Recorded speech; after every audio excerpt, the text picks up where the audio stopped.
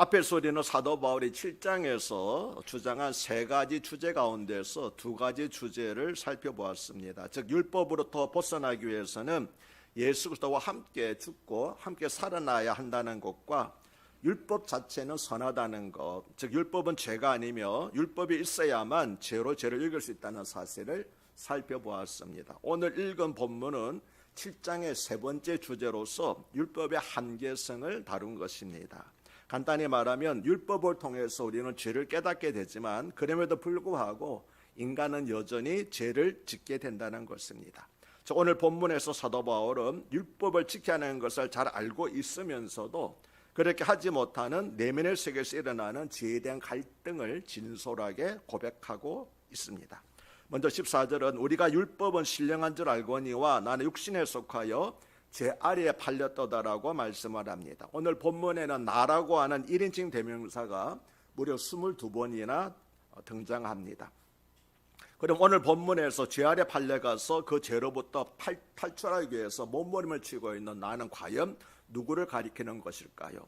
사도 바울 자신을 가리키는 것일까요? 아니면은 다른 이방 사람들을 가리키는 것일까요? 혹은 사도 바울을 가리킨다고 하면은 이전의 바울을 가리키는 것일까요? 아니면 지금의 바울을 가리키는 것일까요? 사도 바울이 나는 육신에 속하여 죄 아래 팔렸다라고 고백하는 것은 너무나 큰 죄인으로 보여지기 때문에 사도 바울이 예수 그리스도를 만나기 전, 즉 회심하기 이전의 기억이라고 주장한 학자들이 많이 있습니다. 그러나 원어를 살펴보면은 14절에 팔렸도다라고 우리 성경에는 과거로 되어 있지만 원어 성경에는 팔렸도다라는 말이 현재 동사로 기록되어 있습니다. 즉 사도 바울이 회심하기 전의 상태를 적고 있는 것이 아니라 지금 현재 죄에 대한 갈등을 겪고 있음을 고백한 것입니다.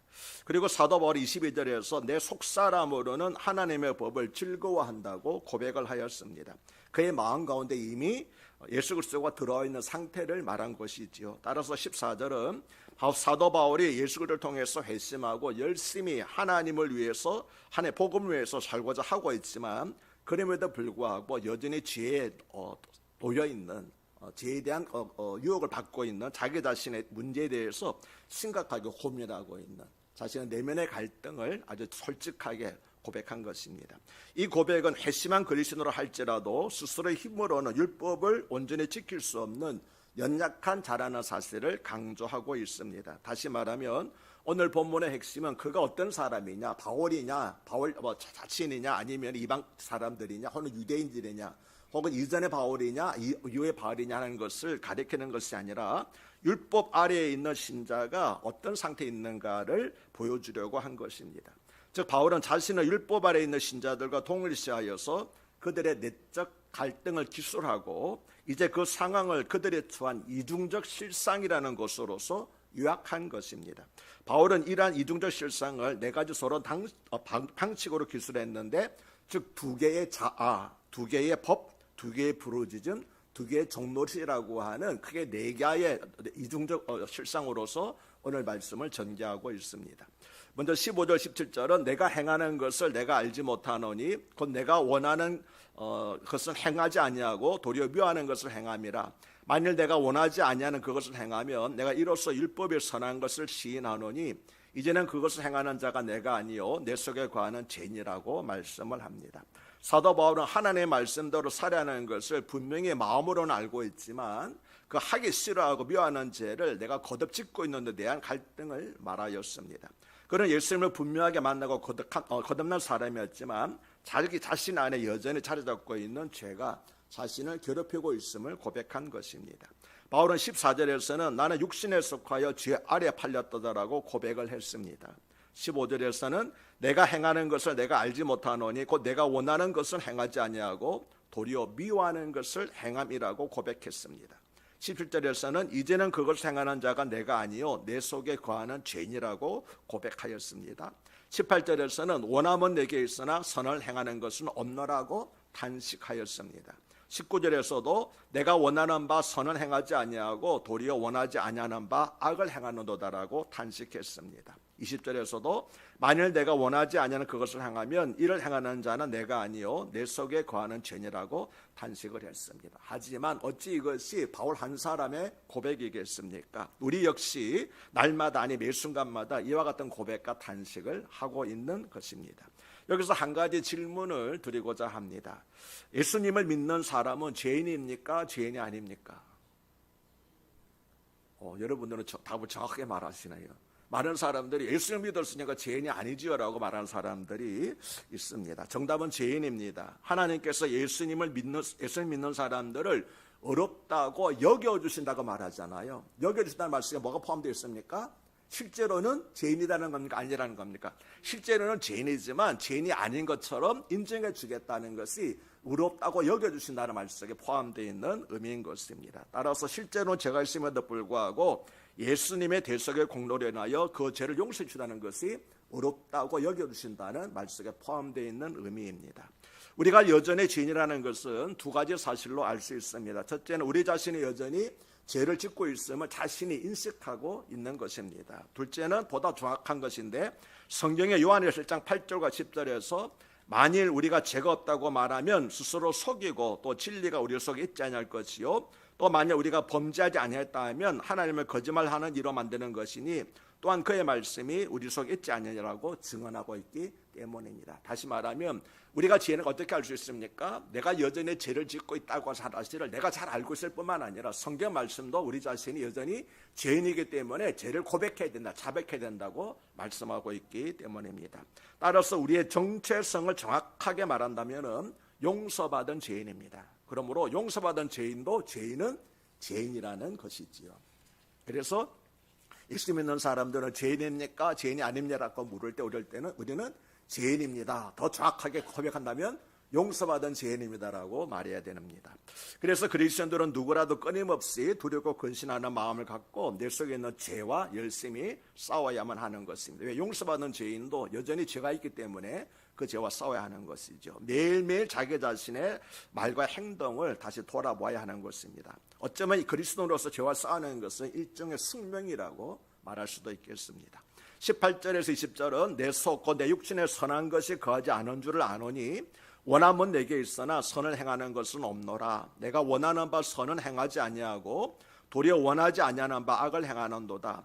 만일 내가 원하지 아니하는 그것을 하면 이를 행하는 자는 내가 아니요 내 속에 거하는 죄니라고 말씀을 합니다. 우리가 바울 서신을 로마서 읽다 보게 되면은 왜 한 말만 하면 되는데 왜 같은 말을 자꾸 반복하나 그런 생각이 들지. 어떨 때는 짜증스럽기도 합니다. 그럼 바울은 왜냐하면은 바울은 죄라는 문제는 우리가 가볍게 건드리고 넘어갈 문제가 아니라는 거예요. 그렇기 때문에 계속해서 강조하고 확인하고 있는 것입니다. 그래서 이 말씀은 15절에서 10절의 말씀을 반복한 것입니다. 즉 바울은 선을 행하고 싶지만 선을 행하지 못하고 악을 행하는 자신의 모습에 대해서 다시 고백한 것입니다. 율법이 선하다는 것을 알고 그대로 행하기를 바라지만 자꾸 원하지 않는 악을 행하게 됩니다. 그러나 이것은 조금 전에 말씀드린 것처럼 사도 바울만의 문제가 아니라 우리가 매일 겪고 있는 문제입니다. 그런데 바울이 강조하고 있는 것은 이러한 갈등이 표면적으로 보면은 사람이 문제인 것 같지만 근본적으로는 사람 안에 거주하고 있는 죄가 문제가 되고 있다는 것입니다. 우리 자신의 문제가 아니라 우리 안에 있는 죄가 문제라고 하는 것입니다. 그런데 20절에 만일 내가 원하지 않는 그것을 하면 이를 행하는 자는 내가 아니요 내 속에 거하는 죄니라고 하는 사도 바울의 고백을 죄를 짓는 우리의 현실을 합리화시키는 근거로 삼으면 되지 않습니다. 그것은 마치 가룟 유다가 예수님을 은 30에 판 것이 성경의 예언이 성취된 것에 기여했다고 그래서 가룟 유다가 죄가 없다고 말하는 것처럼 잘못된 것이기 때문에 그렇습니다. 21절에서 23절은 그러므로 내가 한 법을 깨달았노니 곧 선을 행하기 원하는 나에게 악이 함께 있는 것이로다. 내 속사람으로는 하나님의 법을 즐거워하되 내 지체 속에서 한 다른 법이 내 마음의 법과 싸워 내 지체 속에 있는 죄의 법으로 나를 것을 보는도다라고 말씀합니다. 사도 바울은 21절에 그러므로라고 하는 말을 시작으로 이제 자신이 말하고려고 하는 결론과 같은 말씀을 이제 시작하고 있습니다. 바로 앞에서는 선을 행하자고 하는 자신의 의지와는 반대로 악을 행하는 자신의 모순된 행위에 대해서 고백했는데, 본문에 대해서는 그러한 모순된 행위가 왜 있게 되는가 하는 그 이유를 설명하고 있습니다. 즉 그 이유는 자신 속에 선을 행하자고 하는 의지와 함께 악이 공존하고 있기 때문이라는 것입니다. 이렇게 설명함으로써 바울은 악을 어떤 외부적인 요인이 아니라 사람 내부에 존재하고 있는 실체로 인정하고 있습니다. 그리고 이 악은 인간 내부에서 가만히 잠자코 있는 것이 아니라 항상 인간의 모든 지체를 지배하기 위해서 열심히 활발하게 활동하고 있다는 것입니다.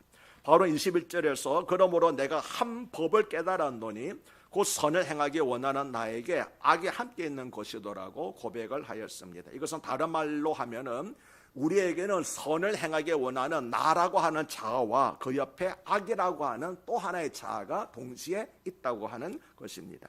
그러면 여기서 바울이 깨닫게 된 한 법은 무엇을 말할까요? 일반적으로 바울이 법이라고 말할 때는 율법을 가리키지만 이어지는 22절에서 23절 안에는 하나님의 법, 다른 법, 마음의 법, 제법이라는 말이 나옵니다. 그러면 여기서 말하는 바울이 말하는 법은 율법이 아니라 하나의 원리라고 하는 그런 의미가 되겠습니다. 그러니까 22절에서 23절을 다른 말로 표현하면은 자신의 마음의 법은 하나님의 법을 따르기를 갈망하고 있지만 실제로는 원치 않는 제법을 따르고 있다는 이 한 가지 원리를 내가 깨달았다라고 하는 것입니다.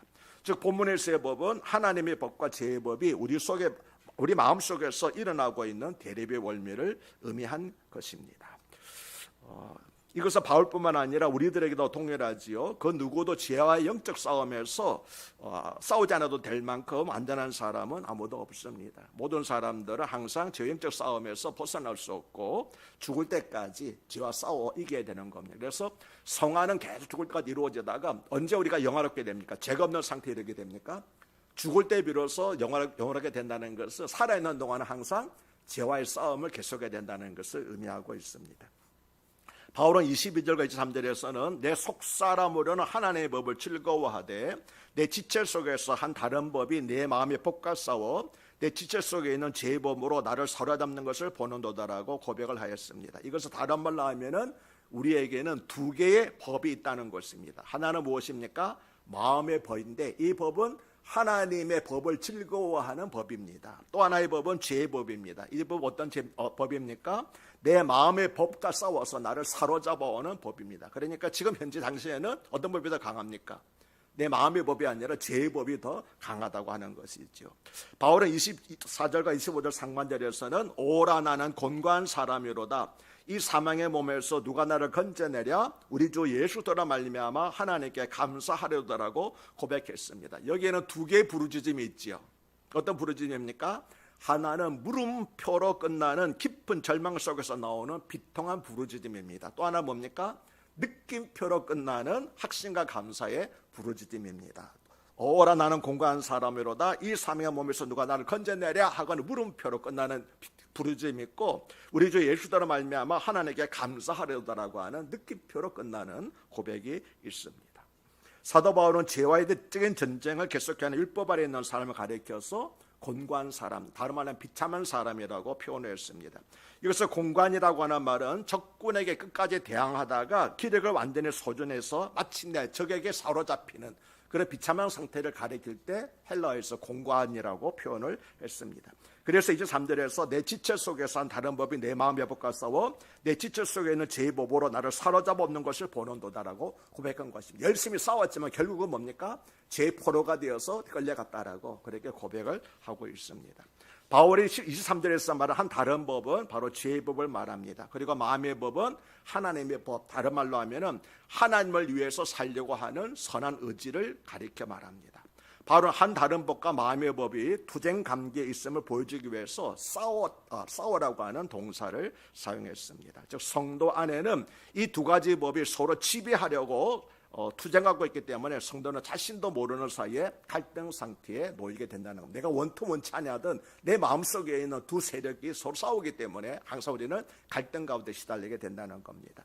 우리는 바울 정도의 사람이라면 그런 영적 갈등이 없을 거라고 생각하기 쉽습니다. 어쩌면 여러분이 저에게 가지고 있는 생각도 그럴지 모르겠어요. 목사님은 그런 죄를 범하지 않겠지. 아이고, 천만의 말씀입니다. 예수 그리스도 한 분 외에는 누구나 이런 영적인 갈등을 가지고 있기 때문입니다. 우리가 잘 알고 있는 성 프란시스코는 육체의 정욕을 뿌리치기 위해서 장미밭에, 가시돋이 장미밭에 자신의 몸을 내던지기까지 하였습니다. 우리 생각할 때 성 프란시스코 육체의 정욕이 없을 걸 생각하지만 육체의 정욕이 얼마나 강했던지 건드지 못해가지고 자신의 몸을 장미밭에 던지는 그날까지 감당했기 때문에 우리 모두가 다 이같이 육체의 정욕과 죄의 정욕과 싸울 수밖에 없다고 하는 것이죠.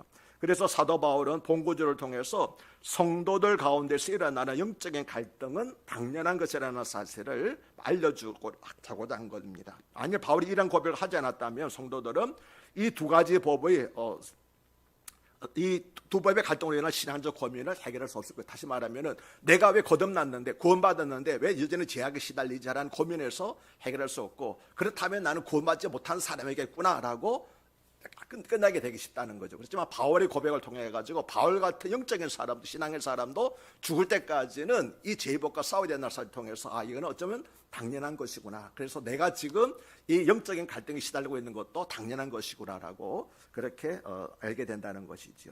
하나님의 법과 죄의 법이 싸워서 마땅히 하나님의 법을 이기함에도 불구하고 실제적으로는 죄의 법이 하나님의 법을 이기고 성도들을 죄의 법과 노예로 만들어 버립니다. 이것이 성도들이 현재 삶 가운데서 겪고 있는 실상이라는 것입니다. 사도 바울이 성도가 겪어되는 신앙적 현실에 대해서 이토록 자세하게 설명하고 있는 것은 두 가지 이유입니다. 첫째는 성도 자신의 현실에서 죄에 사로잡히는 존재임을 깨닫게 하는 것입니다. 둘째는 이러한 비참한 현실 가운데서 성도로 하여금 예수 그리스도의 구속의 은혜가 얼마나 귀한 것인가를 절실히 깨닫게 하기 위해서 이 사실을 자세히 말하고 있는 겁니다. 그러나 모든 사람이 이러한 내면적인 심각한 열적 갈등을 겪고 있는 것은 아닙니다. 실은 대부분의 사람에게는 이런 열적 갈등이 없습니다. 그들은 죄를 모르기 때문에 죄와 싸워서 이기려는 노력도 하지 않고 있는 것입니다. 불신자들은 죄를 보면서 고민합니까? 고민 안 하잖아요. 죄가 뭔지 모르기 때문에 죄에 대해 싸우려는 갈등도 일어나지 않고 있는 것입니다. 그런데 신자들 가운데도 이런 영적인 갈등이 없는 사람들이 있을 수 있습니다. 그들은 자신 안에 있는 죄의 심각성을 깨닫지 못한 사람들입니다. 그래서 그 죄에서 자신을 구원해 주실 구원자를 간절히 찾지도 않습니다. 그들이 예수님을 찾는 이유는 단지 복을 받기 위해서이기 때문입니다. 누군가를 그리스도라고 부르는 이유는 그가 전혀 죄를 짓지 않기 때문이 아닙니다. 전혀 죄를 짓지 않는 그리스도는 이 세상에 아무도 없다고 앞에서도 조금 전에도 말씀을 드렸습니다. 그러나 번번이 죄의 법에 굴복하고 있음에도 불구하고 그 상황을 타개하기 위해서 구원자이신 예수 그리스도에게 날마다 부르짖는 사람, 그런 사람을 가리켜서 우리는 그리스도인이라고 말하고 있는 겁니다. 죄를 짓지 않는 사람이 그리스도인이 아니라 죄를 짓고 난 다음에 구원자이신 예수님을 간절하게 부르짖는 사람, 주여 나를 이 사망의 몸에서 건져내 주시옵소서 라고 간절히 주님을 찾는 사람들이 바로 그리스도인이라고 하는 것이지요. 사도 바울은 죄의 법에 사로잡혀 끌려고 있는 자신을 보면서 오라 나는 공고한 사람이로다, 이 사망의 몸에서 누가 나를 건져내려라고 하고 마치 물에 빠져 휩쓸려가는 사람이 살려달라고 도움을 구하듯이 구원자를 찾았습니다. 그러므로 죄에 사로잡혀 가면서 오호라 나는 공고한 사람이로다, 이 사망의 몸에서 누가 나를 건져내려고 부르짖게 하는 것은 율법이 우리를 도와줄 수 있는 마지막 한계입니다. 율법은 거기까지만 우리를 데려갈 수 있다고 하는 것이지요. 이것을 미리 예표로 보여주는 것이 구약 성경에 나오는 출애굽기에서 모세와 여호수아의 민수기죠, 관계입니다. 모세는 율법의 대표자요 상징이었습니다. 그는 죄악세상의 상징인 이집트에서 이스라엘 백성들을 인도하여서 가나안 이곳까지, 천국의 약속의 땅인 가나안 입구까지 데리고 갔습니다. 그런데 거기까지가 모세가 하는 역할이었습니다. 그는 거기서 죽고 이스라엘 백성들을 이끌고 가나안 땅에 들어간 것은 누굽니까? 여호수아였습니다. 여호수아는 누구의 표였습니까? 예수 그리스도의 예표였던 것. 실제로 여호수아라고 하는 히브리어를 헬라어로 바꾼 것이, 음력한 것이 예수라는 이름이기 때문에 그렇습니다.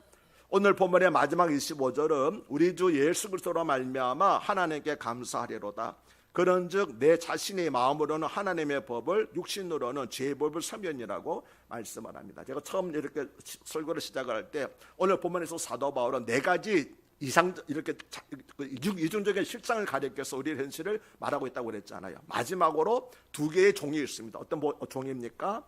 하나는 하나님의 법을 섬기는 종입니다. 다른 하나는 죄의 법을 섬기는 종입니다. 이것은 다른 말로 하게 되면은 새로워진 나의 마음과 새로워지지 않은 나 육신과의 갈등을 가리켜서 말한 것입니다. 이 갈등은 저에게도 있고 여러분에게도 있습니다. 로마서 7장은 내 안에 있는 죄로 인해서 자신의 의지만으로는 쉽게 선행할 수 없는 곤고한 인간의 상태를 우리에게 보여주고 있습니다. 25절은 그러한 상태에 대한 결론의 말씀입니다. 그런데 전체적인 문맥을 보지 못하고 25절을 보면은 마치 마음으로는 하나님의 법을 섬기고 육신으로는 죄의 법을 섬기는 것이 하나님께 감사한 일이고, 그렇기 때문에 그냥 죄의 법을 섬겨도 괜찮다고 하는 오해를 하기 쉽습니다. 그렇기 때문에 우리는 25절의 말씀을 명확하게 이해하기 위해서는 다음에 이어지는 로마서 8장 1절의 말씀을 함께 보아야 되는 겁니다. 로마서 8장 1절은 뭐라고 말씀합니까?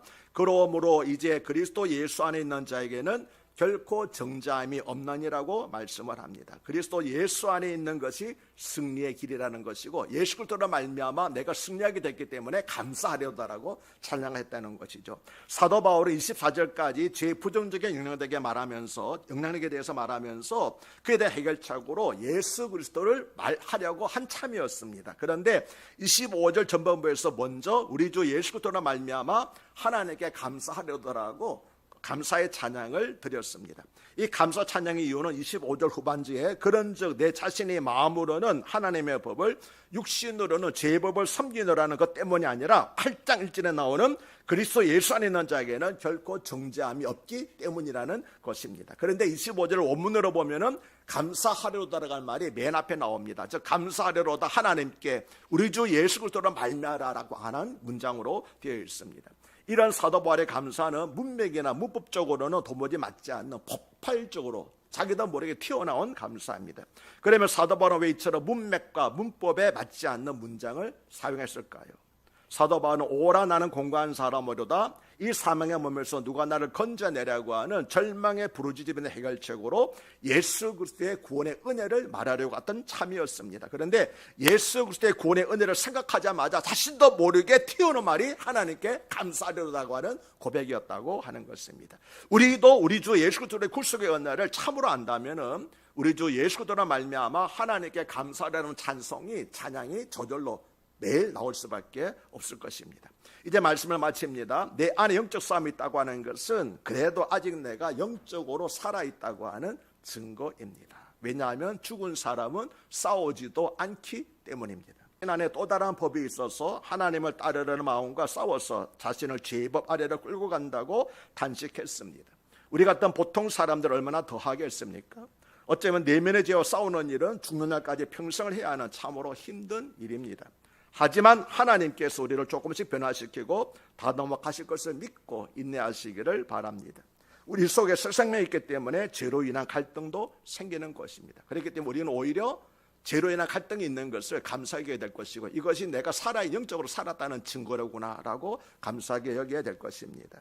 새 생명의 마음속에 있는 사람들은 죄로 인해서 전혀 갈등하지 않기 때문입니다. 그러므로 주님께서 우리를 위해서 걸어가신 그 길을, 십자가의 길을 생각하면서 예수님을 붙잡고 진정한 생명의 길을 전하는 복된 발걸음을 살아가는 여러분이 되시기를 우리 주 예수의 이름으로 축복합니다.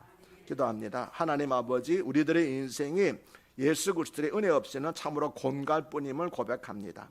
죄로 인한 내적인 갈등 속에서도 죄에 대해 포기하지 않고 끝까지 싸울 수 있는 용기와 힘을 허락하여 주시옵소서.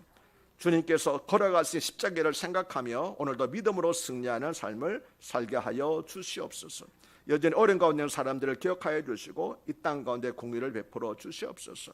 우리도 사도 바울의 고백처럼 감사하리로다라고 찬양하는, 감사하는 구원하신 주님을, 승리를 확신하며 고백하는 저희들이 되게 하여 주시옵소서.